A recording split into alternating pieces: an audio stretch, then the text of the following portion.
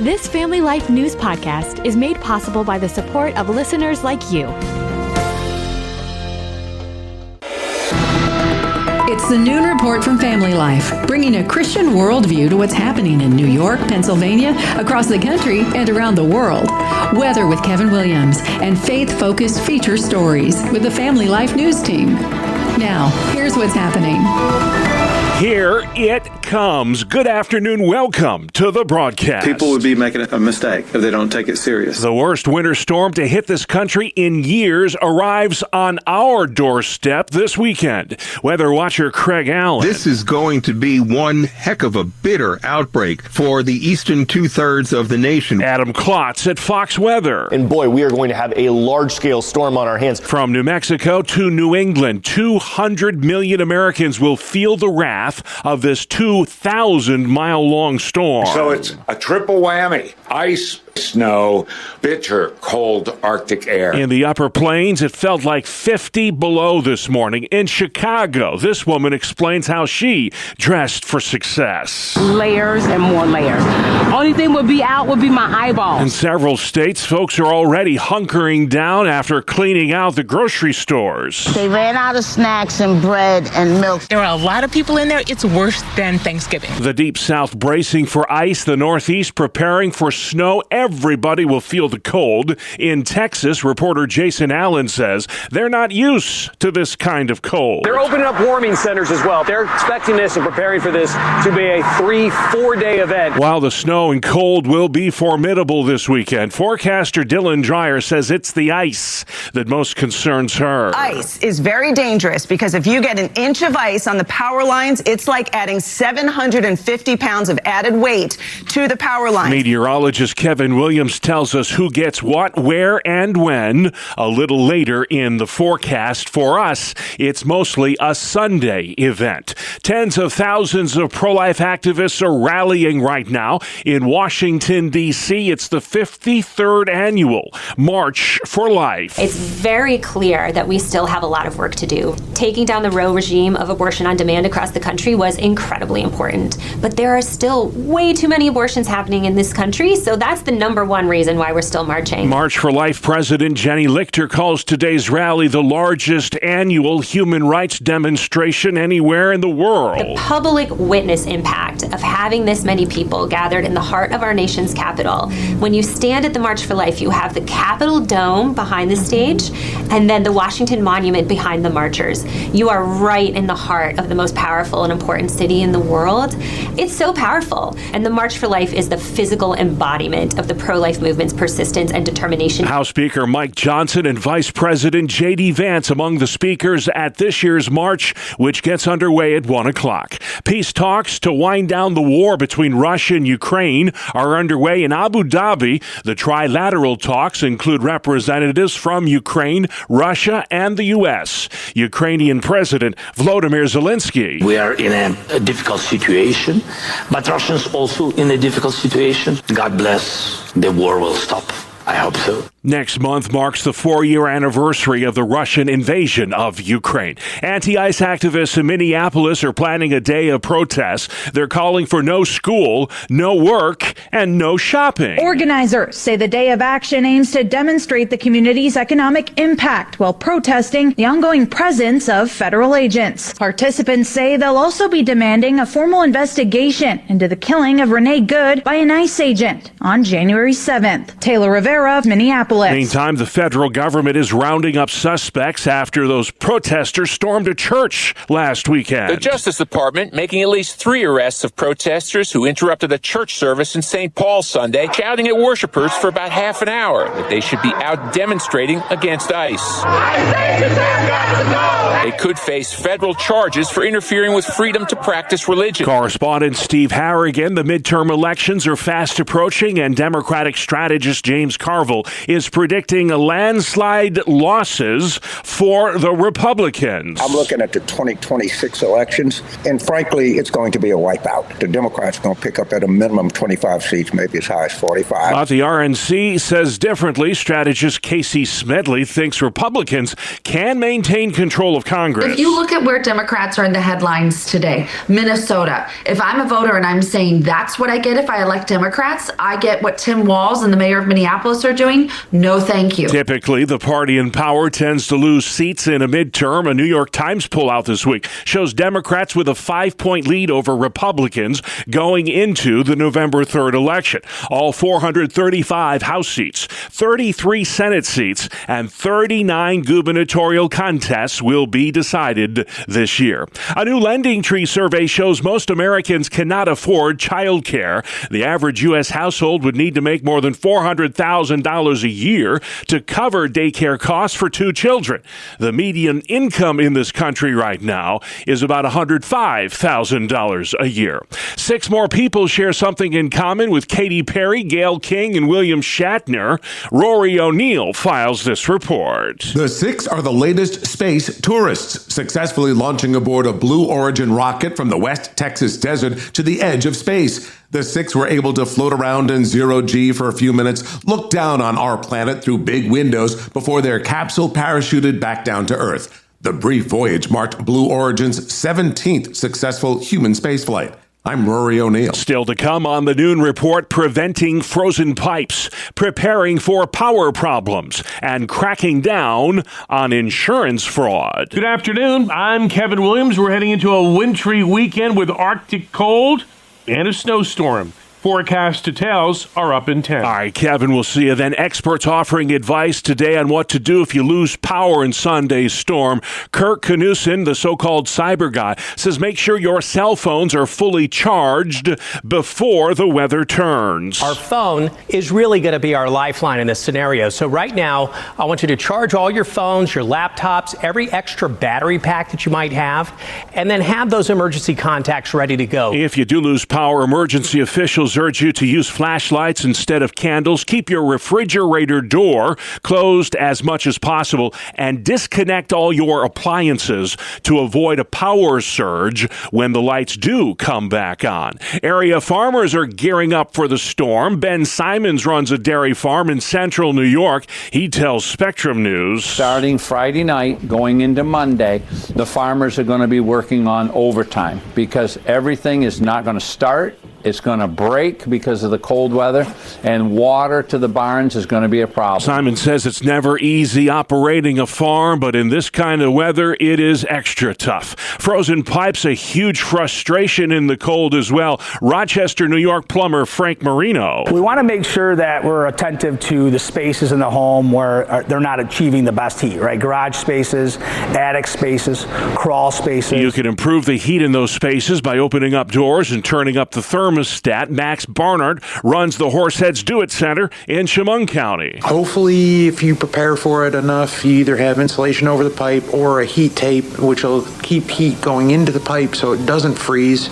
Also, they do recommend just running your water at a trickle just to keep the water flow going, or even a heater down in the basement or somewhere where the pipes are to keep temperature up. If your pipes do freeze, it is best to call the professional, says Frank Marino. A lot of homeowners will try to unthaw the pipe themselves, try to take a torch to it, a hairdryer to it. I do not recommend that whatsoever. Marino says metallic piping in older homes tends to freeze more than the newer plastic piping in some of the newer homes. With a foot of snow in the forecast this weekend, your local mail carrier is asking for a little assistance. Family Life's Dee Haley explains from our Buffalo newsroom. The United States Postal Service is reminding Western New York residents to keep walkways and mailbox areas clear of snow and ice to help mail carriers deliver mail safely. Officials say even small amounts of snow can make it dangerous for carriers and others, and keeping paths clear helps prevent slips and injuries. USPS officials shared tips, including clearing enough snow from curbside mailboxes so trucks can pull up and drive away without backing up,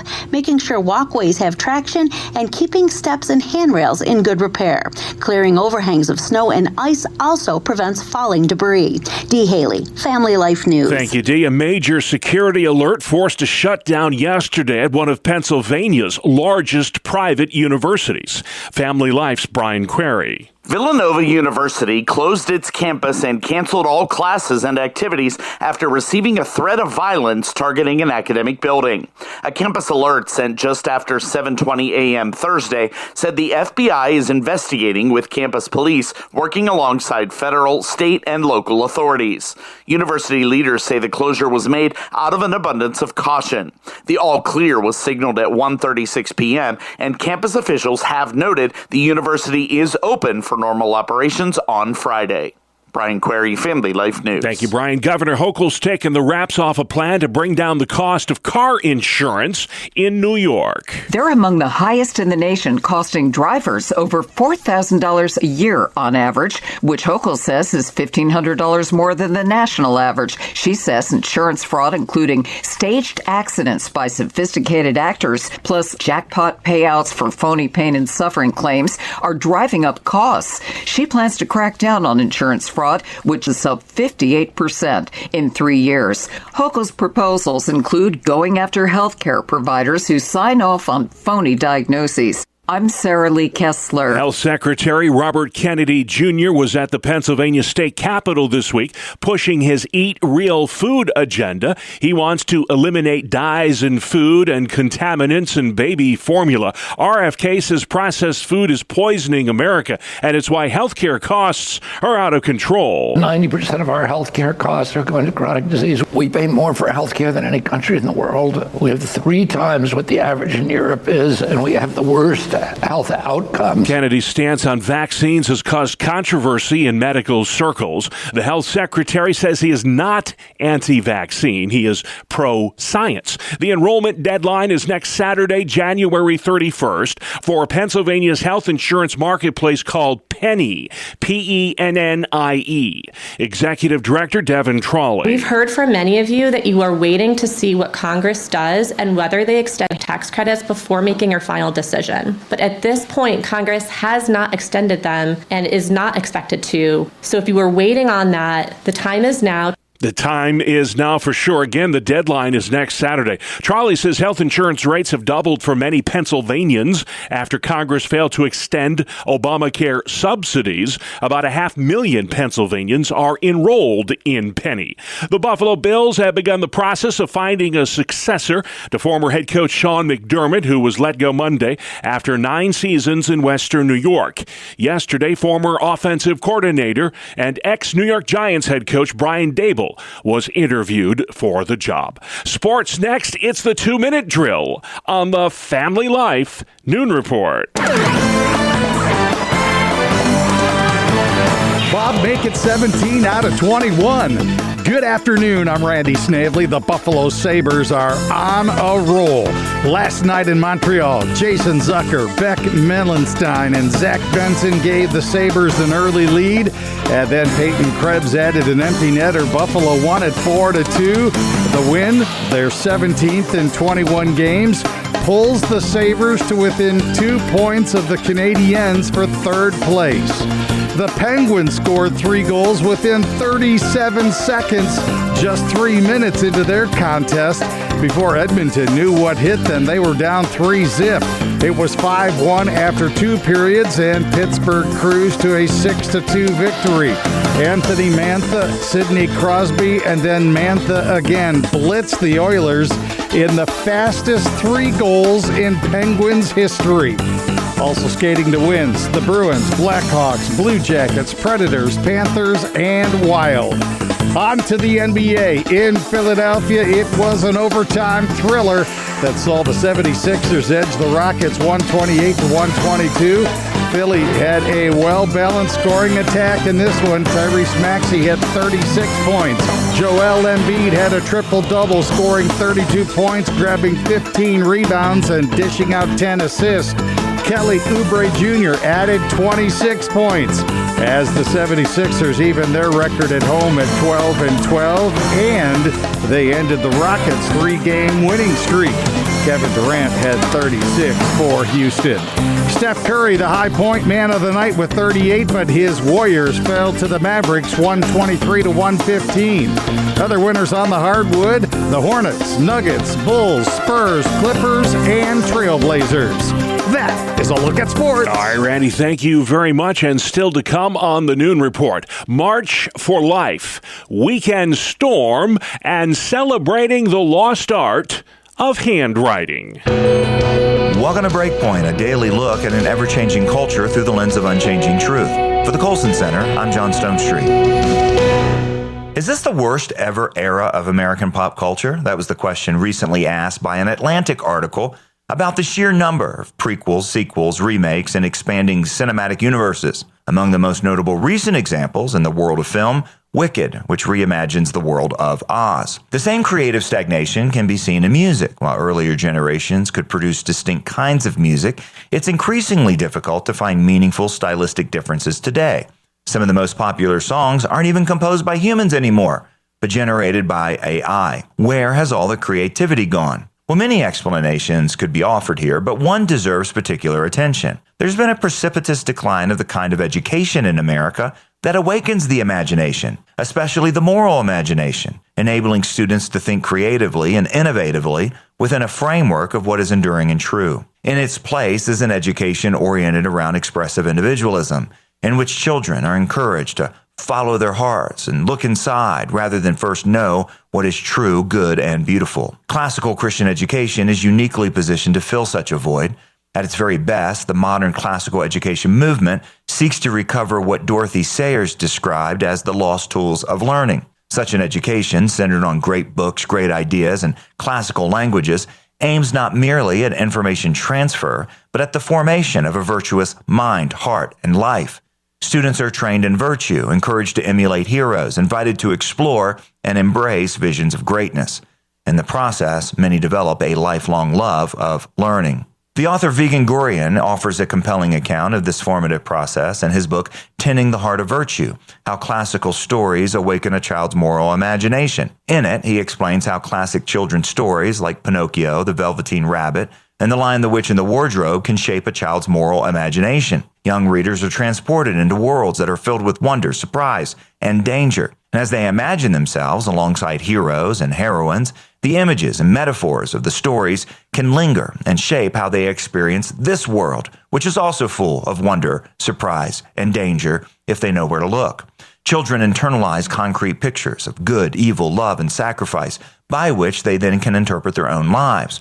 When this moral imagination is awakened, the author concludes, the virtues come alive with personal, existential, and social significance. If popular culture is to experience a renewal of genuine creativity and innovation, classical Christian education may very well be the taproot. Ironically, the renewal of innovation doesn't actually begin by encouraging innovation for its own sake, or by being obsessed by what's trendy and new. Rather, it begins with an immersion in what is permanent and true and good. It will begin with curious hearts and minds that have been trained and cultivated to think imaginatively within a meaningful moral framework. If classical education is to be truly Christian, it has to be tied to the grand biblical story of creation, fall, redemption, and restoration. Learning that is interpreted through a Christian worldview will affirm the dignity of human nature, but will also acknowledge its limits, clearly distinguishing between creator and creation. It's a vision that's anchored in Christ, in whom are hidden all the treasures of wisdom and knowledge. With formed moral imaginations, Christians are equipped to not only resist cultural stagnation, but also to create culture anew, as co-laborers with the one who even now is making all things new. For the Colson Center, I'm John Stonestreet with Breakpoint. Today's Breakpoint was co-authored by Andrew Carrico. And to download or share this commentary with others, go to colsoncenter.org/radio. Thank you very much, John. Let's head outside. A very busy Kevin Williams. Here is your family life forecast. This afternoon, temperatures have already peaked. They'll be slowly dropping through the afternoon, then frigid tonight and tomorrow, partly cloudy with flurries. There'll be several inches of lake effect snow, though, falling in the areas south to southeast of Lake Ontario. Low temperatures tonight down towards 0 and recovering barely to 10 tomorrow. And then widespread heavy snow expected Sunday into Sunday night, lasting into Monday for some. Accumulations by Monday will exceed a foot in parts of the area. All right, Kevin, thank you very much for all the hard work at the Weather Center. It's Friday, folks. Congratulations, you've made it the 23rd of January. And this is the Noon Report on Family Life.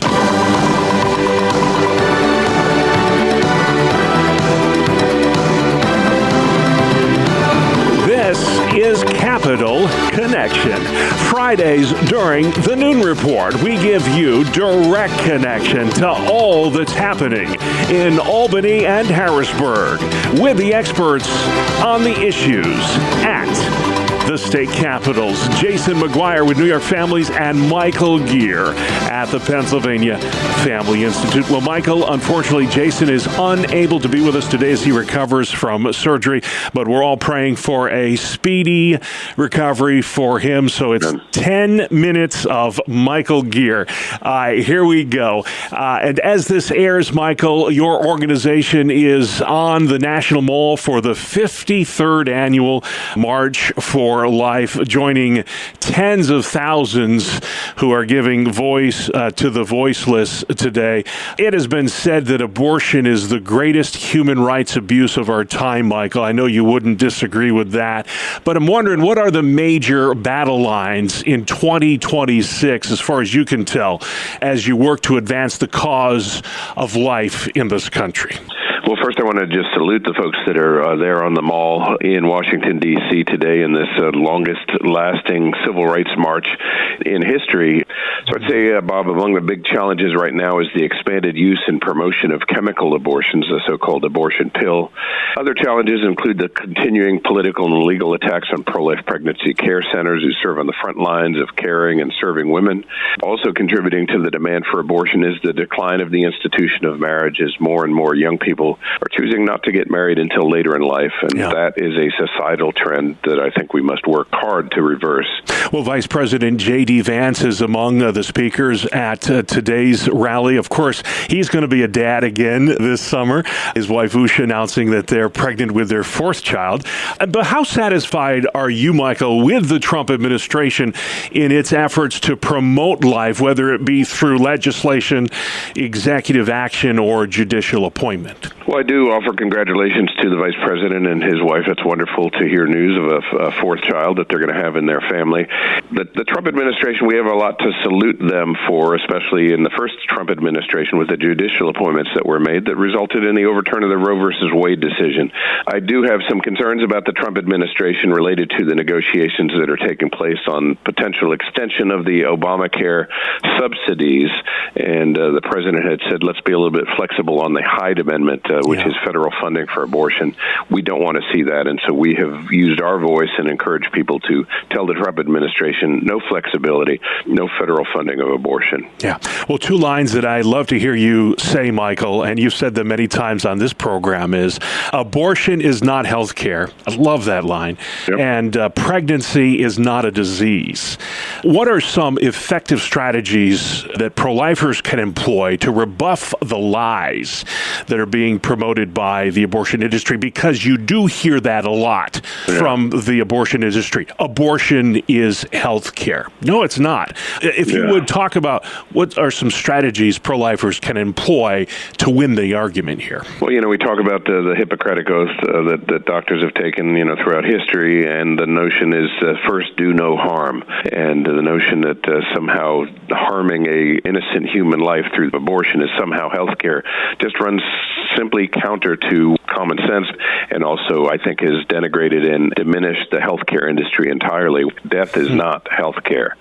But part of the problem is that those lies that the abortion industry is promoting are funded with lots of money from the abortion industry, and then they have the support and complicity of the mainstream media. But as I think about the ups and downs of the pro-life movement over the decades, I think the greatest positive strides that we've seen is when we can highlight the humanity of the unborn child. That points to the innate capacity of human beings to have compassion and empathy when they realize that unborn child is a human life deserving of protection in law. Yeah. Are you worried at all, Michael, that a lot of our Bible-believing churches are losing interest in this fight? We used to all the time celebrate Sanctity of Human Life Sunday.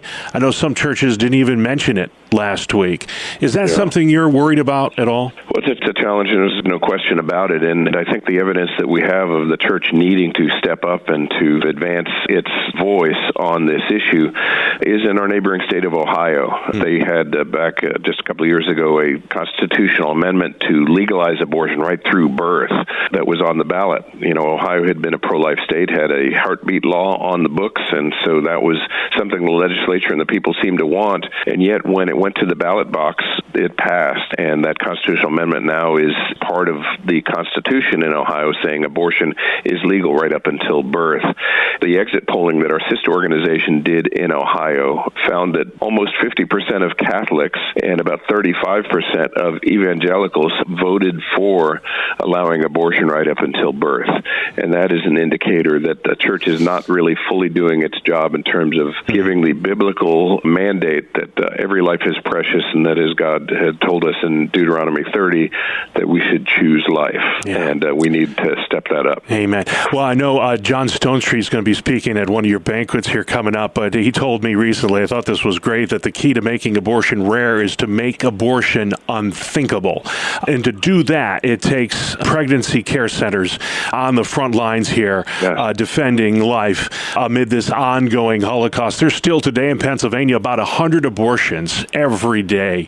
Talk, if you would, about the vital role that pregnancy care centers play in your state and across the country. Well, if anybody doubts that they play that vital role, they just need to look at the work of folks like Letitia James and others, past attorneys general here in Pennsylvania that have targeted pregnancy resource centers because they see them as a real threat to the abortion ideology, to the promotion of the taking of human life. Pro-life pregnancy centers are on the front line. We salute their work each and every day. We encourage people, including listeners of this program, to support them financially, to consider ways they can volunteer and participate in the pregnancy care centers, because they are doing what the pro-life movement has historically done, even though we're accused of not doing it, and that's caring for the women who are in those situations where people are telling them that the answer is to abort that child, and the pro-life pregnancy centers are providing, no, that is not the right answer, but not only is it not the right answer, but we will come alongside you as you choose life, as God tells us to do. Amen. A couple other issues I want to bring up with you, Michael, so folks can plan to at least pray for these events. But next Thursday, you're going to be hosting a webinar on the dangers of physician-assisted suicide. And, when we talk about being pro-life, you've said it many times, it's not enough just to be pro-life at the womb. You've got to be pro-life from the womb to the tomb. Why did you feel it's so important to put on this seminar on the dangers of physician-assisted suicide? Well, we only need here in Pennsylvania to look to our northern border and see what has happened in the state of New York with the embrace of that issue, and then further north looking at Canada and just the devastation that is taking place in that country as people are embracing a culture of death and thinking, if you're someone suppressed or a teenager doesn't want to live anymore or whatever, that it's appropriate to take their lives. And so we want to get ahead of that to the extent that we can here in Pennsylvania. We're especially encouraging pastors to participate in this webinar so that they can get up to speed. Right now, it's not an imminent threat in Pennsylvania because we have a Republican state Senate that stands against it, but that could easily flip in a next election, and the pressure is on. There's lots of money that's being spent to advance this so-called physician-assisted suicide, and people need to wake up and to get engaged, to use their voice. It is free, but you do have to register. We're going to give that address in just a minute, but first, Prayer for PA rally is happening Tuesday at the state capitol. What are some things that people of faith can be praying about out, Michael, in the run-up to the 2026 midterms? Well, this rally is being sponsored by our Church Ambassador Network, which is a group of pastors that are part of our team, but then recruit other pastors to be at the Capitol, to bring the light of the gospel into that place, and to be praying for those in authority, as we're told to do in Peter's first epistle to Timothy.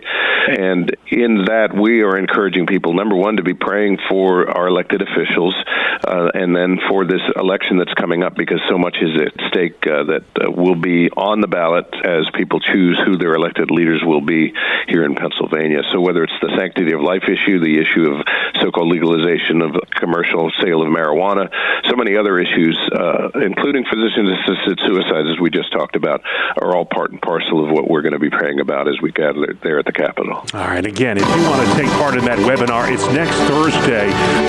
The Pennsylvania Family Institute is sponsoring. So important that people get educated on this issue. Michael, if folks want to be a part of that, where can they find you online? PAFamily.org. All right, thank you very much, Michael Gear. We hope to have Jason McGuire back with us next week. Capital Connection comes your way Fridays during the Noon Report, or online anytime at Apple Podcasts, Spotify, YouTube, and FamilyLife.org. Good afternoon. Here is your Family Life regional weather forecast. Well, we've got two issues heading into the weekend. Number one, a polar punch, Arctic cold, dangerous cold. As we head into the weekend, we head out of the weekend with a snowstorm. Our forecast for this afternoon, progressively colder and blustery. Intervals of sunshine, snow showers, and temperatures have already peaked. They'll be slowly dropping through the afternoon, then frigid tonight and tomorrow, partly cloudy with flurries. There'll be several inches of lake effect snow, though, falling in areas south and southeast of Lake Ontario. Low temperatures tonight down towards 0 and recovering barely to 10 tomorrow. And then widespread heavy snow expected Sunday into Sunday night, lasting into Monday for some. Accumulations by Monday will exceed a foot in parts of the area. All right, thank you, Kevin. Be safe if you're out and about this weekend, folks. Finally, today, celebrating penmanship. Today is National Handwriting Day. Bree Tennis has more on the lost art of handwriting. Graphologists say your signature says a lot about you. Looping a Y means you have a good imagination. Rounded letters, good personality. Cross that letter T at the top, high self-esteem. And a messy signature means you're a quick thinker. But watch out for pen pressure, sharp angles, and wide spacing. Those are signs of a serial killer. And we may never know about the new generation, as cursive writing was stopped in the U.S. in 2010. I'm Bree Tennis. Yeah, Bree, but they're bringing it back. In fact, 25 states now require courses on cursive writing. Write something down today. It's National Handwriting Day. And that's our world, the world we live in. Friday, January 23rd. Have a safe and wonderful weekend. I'm Bob Price, Family Life News. You've been listening to the Noon Report, heard weekdays on Family Life. Thank you for listening. Thank you for listening to this Family Life News podcast. If you've been encouraged by what you've heard, please share it with others and click the subscribe button to automatically receive future episodes. Family Life is a listener-supported ministry. Podcasts like this are made possible by your financial partnership. Find out more at familylife.org.